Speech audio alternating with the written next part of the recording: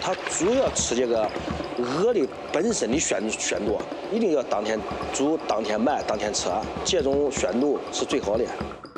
几只固始鹅和一些固始水炖煮至天明，就将鹅块火锅的基础口感定型。它这个嘎有点嚼劲，然后又不烂，肉质那种本身那种韧性就非常好。它的含的脂肪比较少，我今个就是因为见了是一个我来小吃一样。低脂肪，有韧性，软嫩又不易松散。优质的鹅到底为何有如此魅力？要先从固始与鹅的深度捆绑说起。离开固始了后，这个鹅绝对不好吃了。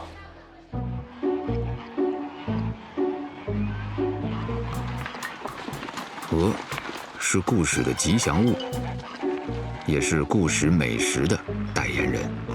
我们自己企业的特有特色，